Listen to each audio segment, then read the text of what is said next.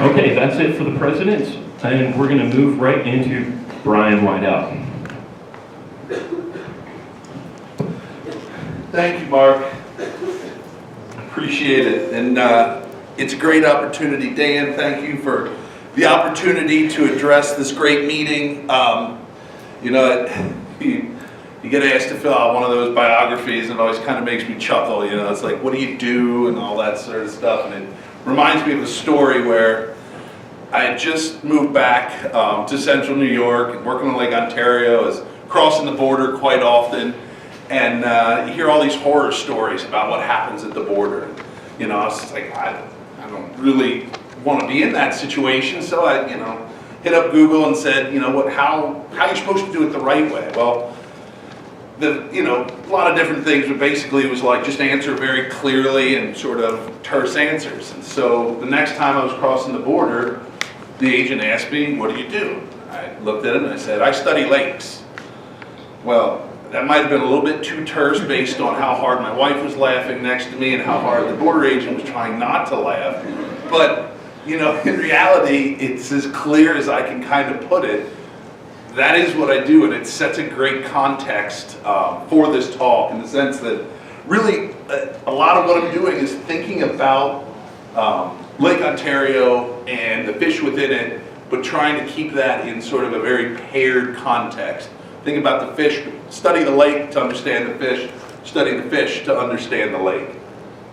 And so that, that's where we're going to start today. The study system, Lake Ontario, and the primary species I'll be talking about are alewife. It's a non-native species, introduced sometime around the time when that guy was leading our nation. The 1860s, that turn of the century was interesting because of how quickly, we don't have great records, but how quickly alewife proliferated. Using the historical anecdotes, which Adrian's going to talk a lot about, their value in to the ecological understanding. But when you read it, it's just amazing to think about how, these things weren't there, all of a sudden they were prolific. And every now and then there's this little mention, and we didn't see as many lake whitefish this year, or Atlantic salmon, or any other species. And really that tends to be the pattern we see with alewife in most of the places where they've been introduced. They can get in and they explode quickly. They're incredibly prolific. They maximize their biomass, they dominate the fish community, and in doing that, have a lot of negative effects on the native species or the species that were there. Not native is there in the kind of dark red, and their native range obviously run in the Atlantic. One thing that's important to recognize in running the rivers, right? They're a river herring. That nice wide range from north to south. They don't tolerate cold weather very well. In the ocean, no problem, move. In the lakes, out here, problem.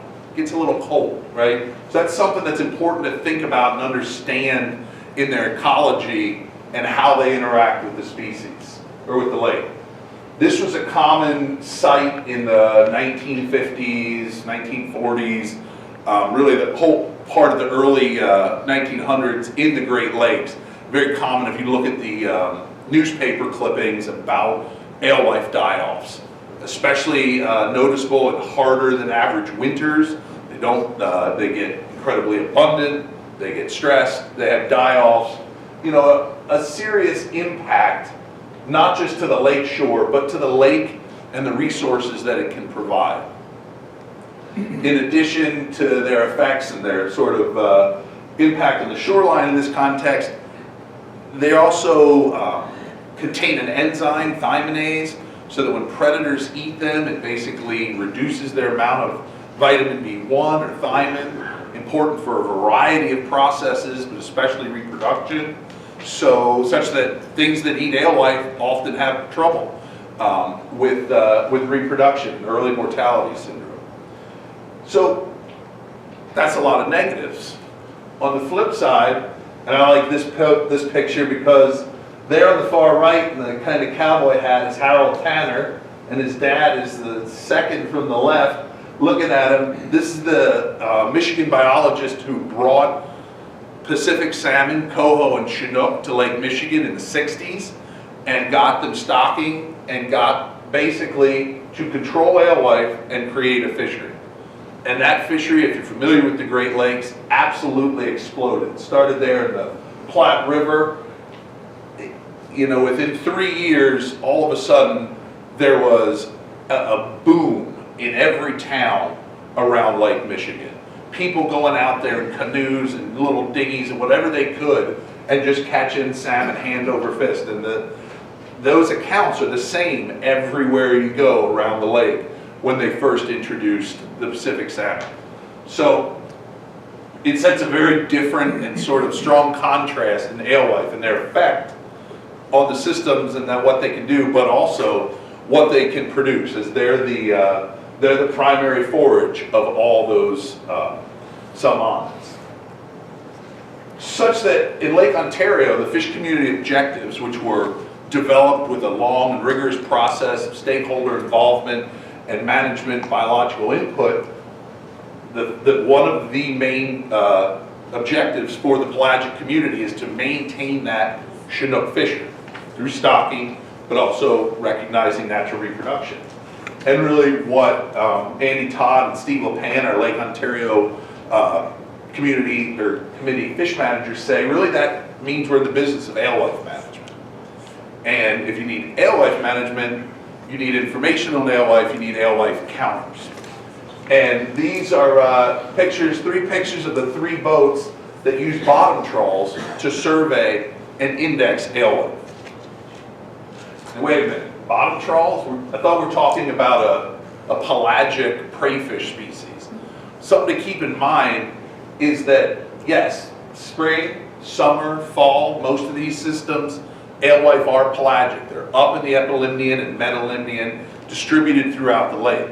But remember that thing about not liking the cold weather, in the winter, their overwintering habitats and behavior is a very demersal, bottom-oriented behavior. So they're down there finding that warmest water on the lake bottom, which then makes them susceptible to bottom trawls.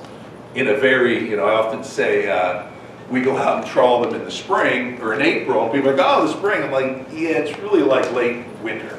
If any of you have been out in the middle of the Great Lakes in early April, it's not spring. There's nothing spring about it, It is freezing. So that's important to keep in mind that a lot of the information we're going to be talking about is from those bottom trawls and those very early spring surveys. But wait, what about, don't acoustics help you do that as well?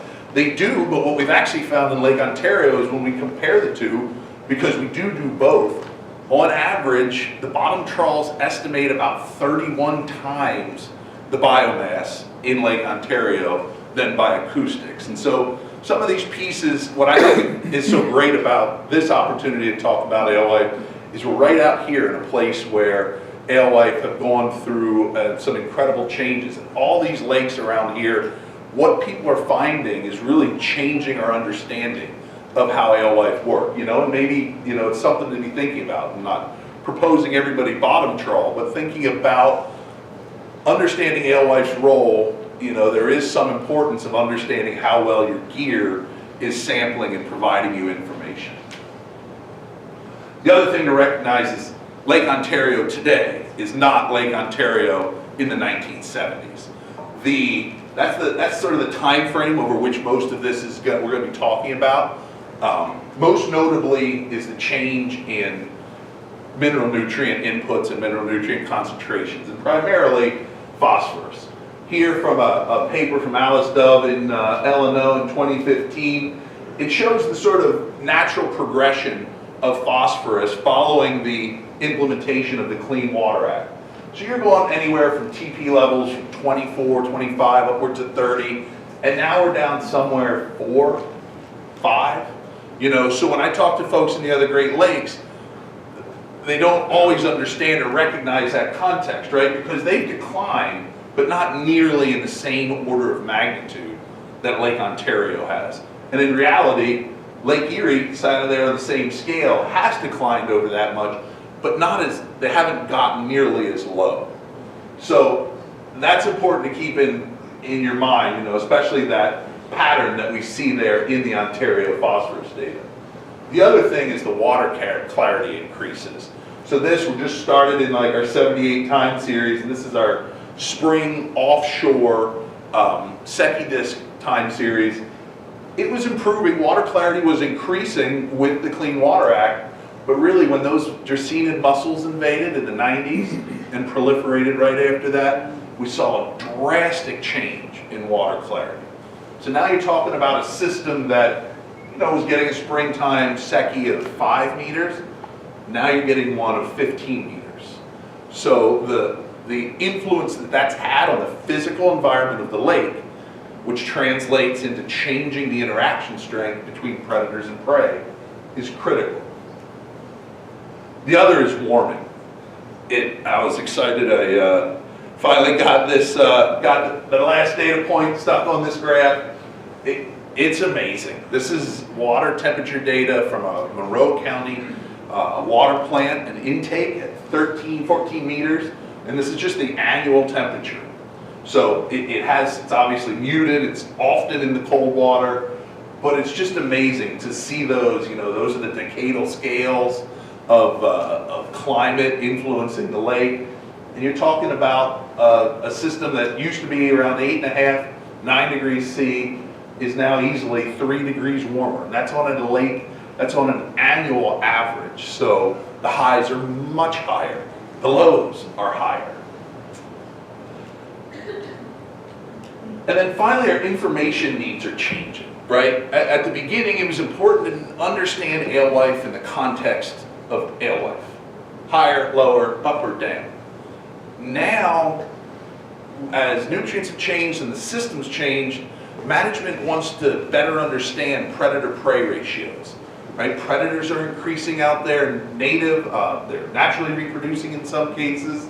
And so really we're getting to the point, if you followed anything in the Great Lakes, about Lake Huron, the crash of alewife there, and declines in Lake Michigan, and management agencies are working hard to try to maintain that balance, that keep in those places where they are managing to maintain alewife and Chinook fisheries and Pacific salmon, get those numbers reduced down enough such that alewife can persist.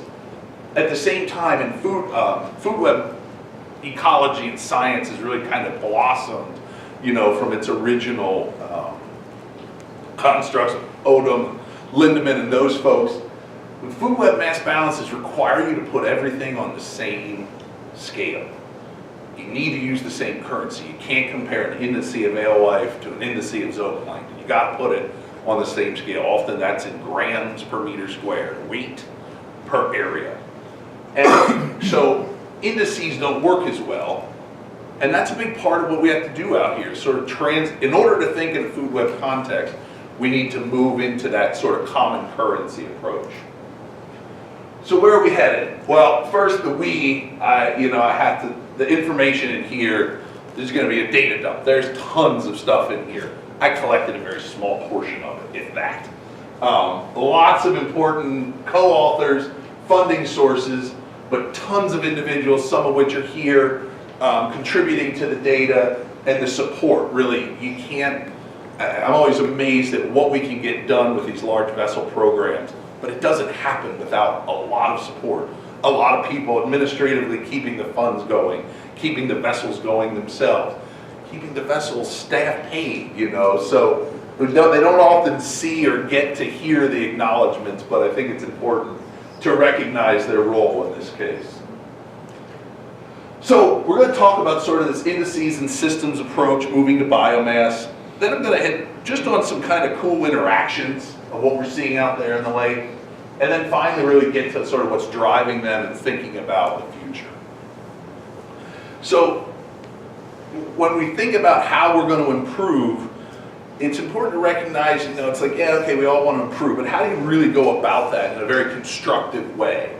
So what we basically did in our collaborative group is we figured out where are our best sources of critique. One of them is this amazing roadmap that was provided to us by New York Sea Grant, compiled by our friend and colleague Dave McNeil in 2005, where international experts came in and reviewed the Alewife assessments. They basically found that, you know, those bottom trawls were doing everything they could to index the population, but they gave a long list of recommendations, things that we have basically used and gone down and checked off one by one and tried to change. The other thing we've done is we went out to the individuals who are on the lake more than we are. The charter captains play an incredible role in our program right now because of what they're seeing, because of what they can see 100, 200 days on the water. They're seeing things that we couldn't possibly see. We can't be on the water, we can't be everywhere. And what we realized is getting them out on our boats to see how the surveys work and comparing notes about what we see and why we think it is. Oftentimes we see the same thing, but think it's for two different reasons. And so this has played a critical role for us because there's so many things that they've told us that when we went out and looked, we're like, oh yeah, look at that. Things like when the timing of the alewife moving in, or the effect the alewife are having on the next year class. So our new goal is really to get at that alewife in grams per meter squared. One of the important parts there is how much area are our trawls sweeping. You know, that was that we assumed we knew, we had some estimates from historic studies, but now having a bunch of new sensors, things that we can use to track distances and things like that, we can actually quantify it over a set of fishing depths. So we previously thought a 10-minute tow would catch about 3/4 of a hectare, so a 5-minute tow is about half that. When we actually did the data and used the information, we found our effort was vastly different than what we were previously assuming. This happens to be while we towed the net for the same 5 minutes, just due to the dynamics of the way the net was going in and fishing deep, right? We're fishing at 100, 150, 200 meters. It was getting on the bottom, fishing earlier than what we thought, and it was coming up later than what we thought. So we were doing a 5-minute tow that was down on the bottom for 25 minutes. So that has a big, obviously, effect on when we go to estimate. We had our weights, we just didn't have our weight relative to our area, right? The other piece of it is, and was always sort of a no-brainer when I saw it, you know, those are historic survey sites. First thing you say, what, alewife don't like Canada? Like, well, you know, we talk about the fence if you're ever on the forums, and that's the border. Alewife go back and forth, no problem. So through a combination of increased efficiencies and really collaboration, Ontario colleagues getting a large boat, joining the program, this is what our 2017 survey sites look like now. Basically doubled the effort in about the same amount of time out on the water. And we were always curious, how would that affect the index? This is the index of alewife for the US side there in gray. You know, is it the same? Always the same in Canada? Different in Canada? Well, with 2 years, we figured out we can get an exact opposite result. The first year, there were more alewife in Canada. The next year, they were drastically different. So we're recognizing that this is a bias. We're now accounting for it. We can't explain it at this point, but this is sort of where we want to go, where we're headed in terms of our spatial understanding of where these things are in the lake. And then finally is the seasonal susceptibility to trawls. I mentioned they're down there in the winter, and so the early spring is when we can get them. We went out on the same transect off of Oswego last year, 3 weeks apart, and we found biomass decline by 75%. We're thinking about these numbers and thinking what managers are using to make decisions. That's kind of a lot. You know, all we did was just go back to the exact same place 3 weeks later. So we started thinking, wait a minute, is it really that much? And we went into the historical data, like someone figured this stuff out long before us. We pulled historical data from Saugatuck, Michigan, historical data from Lake Ontario. Yeah, lo and behold, you can really track that seasonal change in susceptibility. Really, you're measuring when those alewife are moving out of their overwintering distribution and up into the near shore, up into the epilonetic waters. But if you sample, and in our case we sample right at the peak in the period where the change is most real, it just gives us a challenge to try to figure that out and understand and adjust our estimates. But at the same time, it's a really unique opportunity to understand how alewife are influencing the system. Understanding that movement, that major behavior of the most abundant fish has a lot of implications for the rest of the lake. So some interactions. That water clarity is increased. It's increased the mean depth at which alewife overwinter. We used to catch them in 40 or 60 meters. That water clarity increased. Now we catch them out most often in 100 to 120 meters. What that's done is basically move those alewife down the bank. And now, in that area, we actually start catching this species, the native deep water sculpin. Had thought to be extirpated for about 30 years. We catch all the juveniles right up there where we used to catch the alewife. What's kind of interesting is you hadn't caught that species for 30 or 40 years in the lake, but since '96, when we first caught them, their population has absolutely exploded. This past year, they were the second most abundant fish in their trawls by biomass. So from not in the lake to, the second most abundant. Pretty critical and interesting the way alewife might be playing a role in that. How about growth? Here's a multicolored look at the weighted age, and those are all just different ages through time. And it's pretty obvious what's going on in 2005, right? By 2010, age 3 and age 4 alewife were heavier than an age 8 alewife had traditionally been. Pointed to a poster that our colleague Jay Palumbo is presenting. We looked at a couple different things about what's driving, what could explain those dynamics that we're seeing. And interestingly, things that other folks had found, zooplankton abundance and temperature, didn't really fall out. But, hey, look at that. The non-native predatory cladocerans, the pattern really matches up well. So I'll let Jay explain more of that to you. We also know Chinook are highly selective, highly size selective for alewife. They eat the biggest ones they can find and keep cropping them down. What we've seen in some of the other lakes is when you have year class failures, you get this age truncation where most of your population is 1, 2, and 3. Management needs to know what's the reproductive capacity of a smaller alewife relative to adult. Not the fecundity, right? We know fecundity doesn't always translate one-to-one to how well those females and males are actually reproducing. And so here I'll point you to a new and neat project, a grad student, Thomas Bianchi and Jacques Ricard at SUNY Brockport. They're looking into that. Jacques is well known for being able to really figure out how fish's reproductive capacity changes across different things. So we're excited to see that. We also know now too where alewife are and where they aren't. I mentioned that before. Red's where they aren't, gray is where they are, at least at the time of the 2017 alewife survey.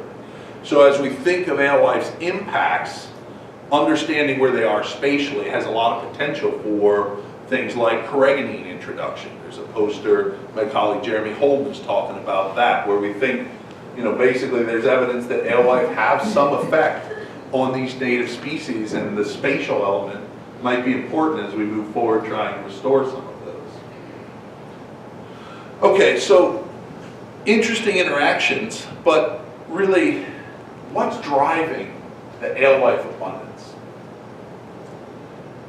Here is the total prey fish biomass, and I could flip back and forth between total prey fish biomass in Lake Ontario and the alewife biomass. I tried to do that last night. I thought something's wrong with the figures, and I was like, oh yeah, that's right. It's like indistinguishable to tell the difference between alewife and everything else. Yes, there are smelt, there are slimy sculpins and deep water sculpins and round gobies, but when you stack them on, I was kind of like, yeah, it's the same thing. Alewife dominate the community at a biomass standpoint.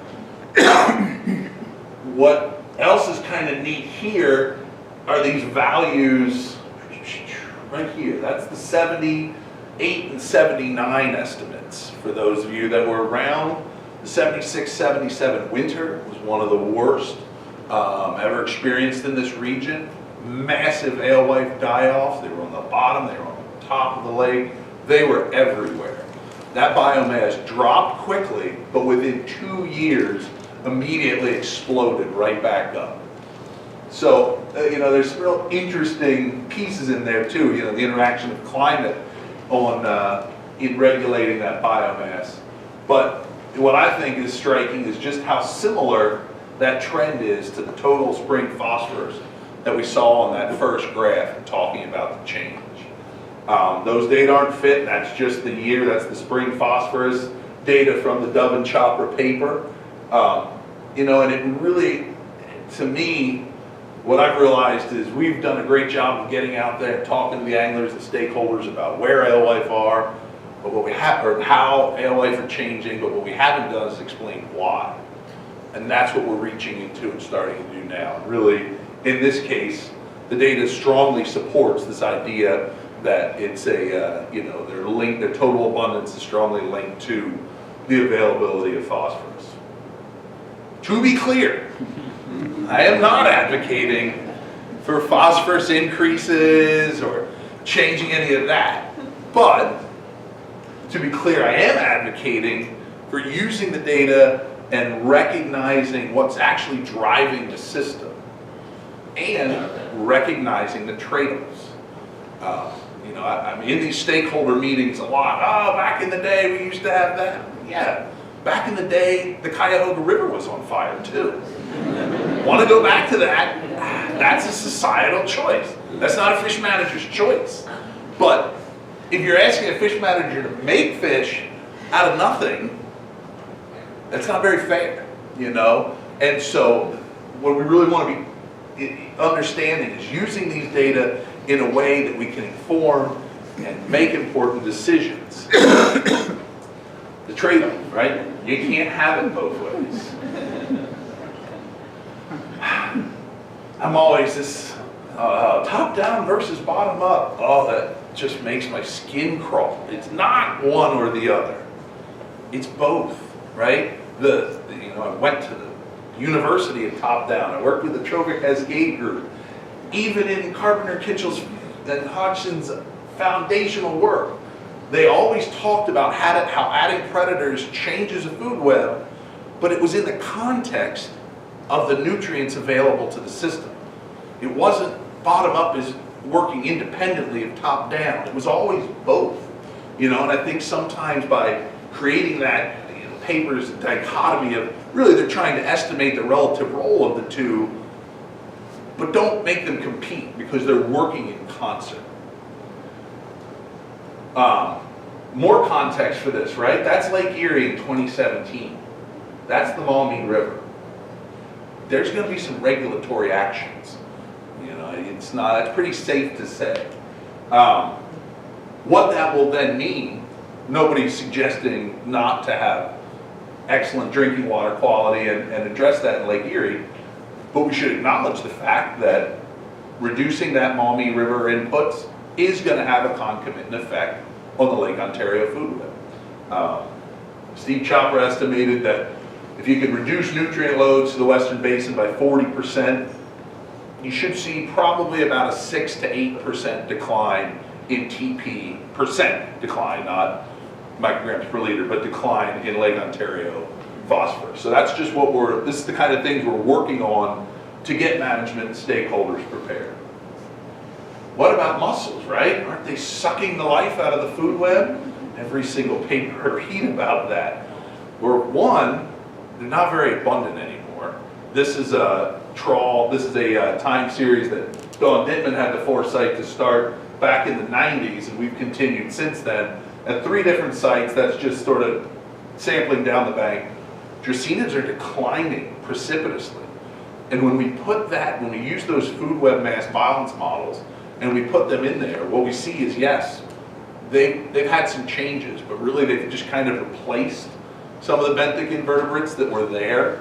And we don't see the data, at least the ones that I'm looking at, are not suggesting that Dracaenids are sucking the life out of the food web. Dracaenids are also declining because of the food web change. So, how about, is this only in Lake Ontario, right? You know, not in my lake. Well, we pulled data from all those mass balance models from the different lakes. I just put this together the other day in a workshop we were working on that we want to help trying to understand and create a new conceptual model for fisheries in the Great Lakes. And yeah, they follow the pattern pretty well. It's not a sort of one-to-one relationship with phosphorus to fish. It sort of has a wedge shape to it, right? There's obviously other factors interacting there, but you know where we're at, you see multiple dots per color because they're just different food web models at different times. The lakes are, you know, our best estimates of fish are basically following this conceptual, this conceptual model.